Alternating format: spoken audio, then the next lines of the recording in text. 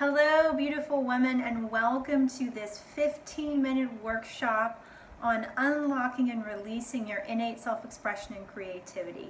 My name is Lisa Maria. I'm a women's coach for self-expression and also self-expression in the business context, content strategy, and digital marketing. I work with motivated women who are on a mission to spread the message they believe God has given them through their business or their ministry. And many such women are highly creative, even those who think they aren't. Maybe you're one of those. Maybe you know you're highly creative, but you're frustrated because you feel like you just can't get your creativity out. Or you might be in the situation where you think, oh, Lisa Maria, I wish I was more creative, but I'm not. And I want to assure you, before we get into anything further in this workshop, God created you to be highly creative. I 100% believe that. He's a God of creativity. In the beginning, God created artistry, creativity, making was the first act that took place in our universe.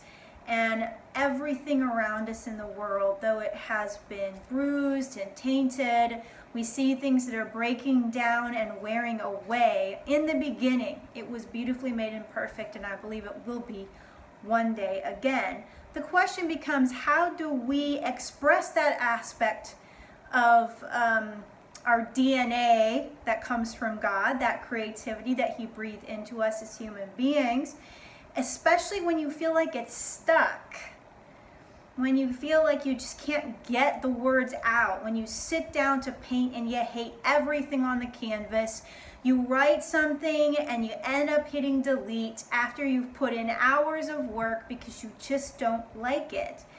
What then?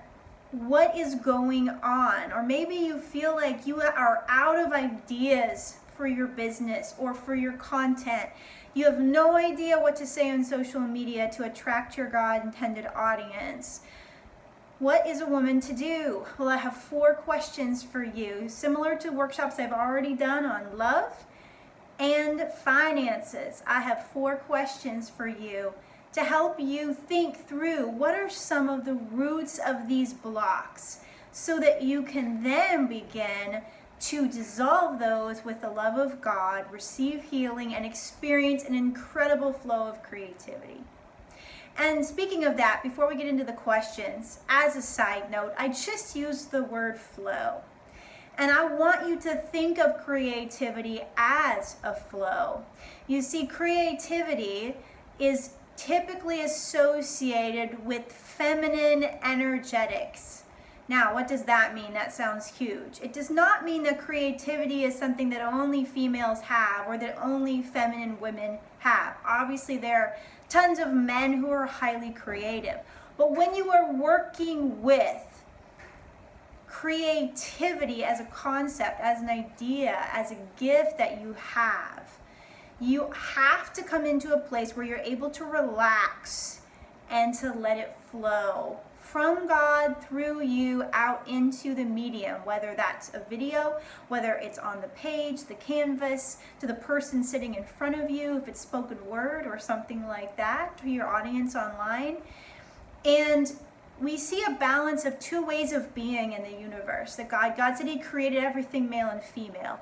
I believe that He also created a balance of energies, masculine and feminine. Masculine energy is striving, pushing, conquering, dominating. Feminine energy is predominantly receiving, relaxing, connecting, and flowing.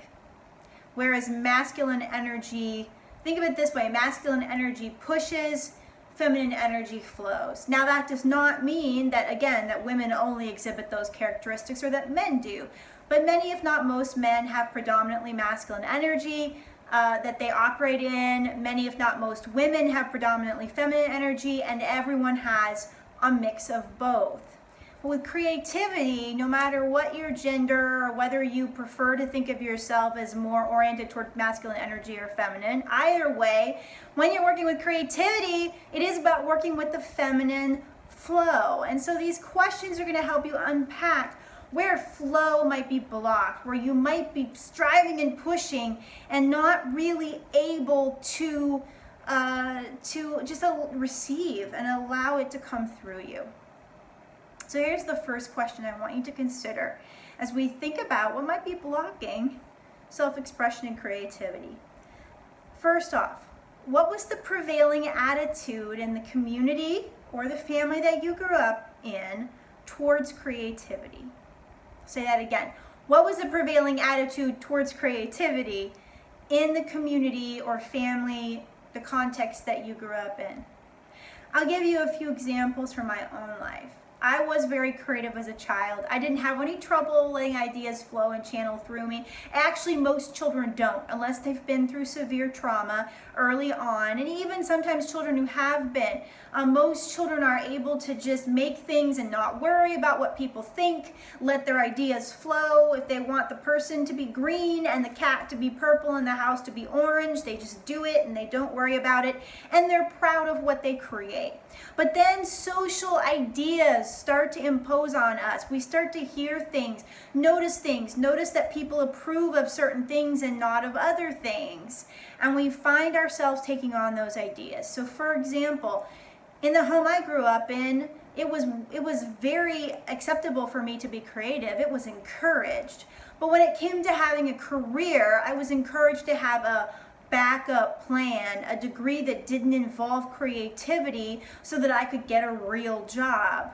Now, the intention behind that belief was loving. It was to help ensure that I would always be financially taken care of. But the subconscious layer underneath that statement, the belief under that was that creativity is not a viable way to make a living. Don't put too many eggs in the basket of your creativity, because what are you going to do if you need money? Creativity and money don't go together. This is the essential message there. For many years I operated under that. I was very stuck in my creativity. I kept taking jobs that I didn't like because they paid big bucks. And then I finally realized that I was going to be able to monetize my creativity, but I was going to have to discard that belief in order to do it. So I don't know what the belief was that you grew up with, or multiple beliefs. Maybe the people around you didn't have any use for creativity and you were seen as a daydreamer. Maybe you had highly creative parents, but they were always poor. And that goes back to money, and there's a money workshop that I'll link to this post that you can take a look at that as well. Whatever it was, there may be a block there. So I want you to delve into what were the beliefs that were communicated by the community around you about creativity. Even if your creativity was more or less appreciated when you were young, what was the belief underneath about the validity of creativity, especially in your adult life and in the adult world? The second question, how do you feel about being called feminine as a woman? Now, I realize this could be a controversial question. I work with a lot of women who, when they come to me, say, Lisa Maria, I'm a woman for sure, but I don't feel feminine. I feel more analytical. I have better friends who are men than women. I've always had a little trouble relating to women. And I'm just more in my head. And my masculine friends kind of fit that more, and so I connect with them. I understand how they think, and I can communicate with them better. I would have said the same thing for many years. I was definitely a woman, definitely, like the things that girls tend to normally like, who are somewhat feminine, but I didn't feel feminine inside. I could put on makeup, I could do my hair, wear my earrings, put on a pretty dress, and I would still kind of feel like I was walking around disembodied from that luscious, beautiful, elegant, flowing sense of the feminine. What I came to find out later is that my femininity had been deeply wounded due to various experiences in my childhood and young adulthood, and I was gonna have to reconnect with that. Again, this is not just about can you dress up and look feminine, but do you feel feminine? Do you feel luscious? Do you feel sparkly? Do you feel just deeply relaxed and in the flow? And how was femininity understood in the family that you came from? Again, Did your mom struggle with being the feminine partner? Was she always kind of put down because she was more in a nurturing role? Do you have women in your family who are very much pull them up by the bootstraps? I'm a jeans girl. I do a man's work. I can do it better than the boys. You know, if you come from that kind of background, there's nothing wrong with that kind of strength. Believe me, as a woman, you need strength. And we do need to use the bit of masculine energy that God has given us. But when you're out of tune with flow and you're in the I can work as hard or harder than a man mode, if that's the case, it's going to be a lot more difficult for you to access creativity. In my part, when I was going through that season of my life, which was a very long season actually, I would try to strong arm my creativity. I would try to box it. I would try to check it off on a list and conquer it, and it would never seem to cooperate. And I didn't realize that I was actually tightening up and clenching and pushing away my creativity because I was relying on behaviors that were more masculine. No matter what I wore or what role I played in the family, my presence wasn't feminine. It was more oriented toward the masculine. So that's why I ask you, how do you feel? If you feel an about the idea of the word feminine or feminine energy, there's no right or wrong. The question is just why.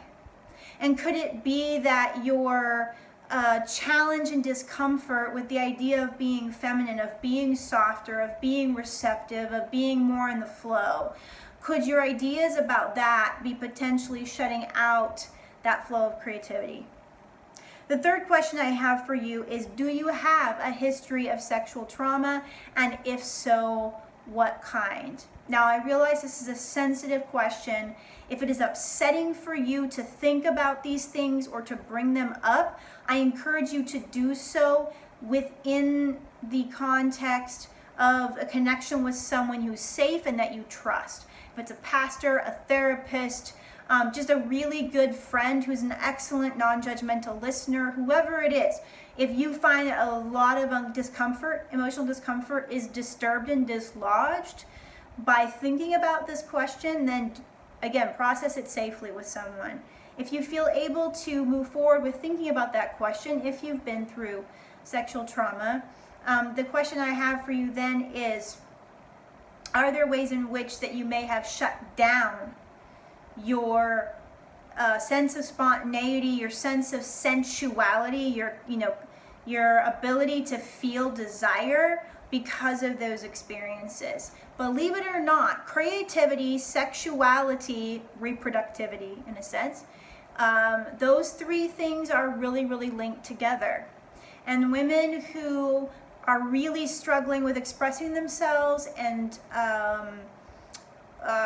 with their creativity, getting their creativity out, oftentimes have a history of sexual trauma. In my case, I had a sexual dysfunction, a clinical sexual dysfunction that had started in babyhood due to some work the doctor had to do down in that, in that region, shall we say, when I was an infant. I was born with an abnormality down there. The doctors did some procedures to adjust that.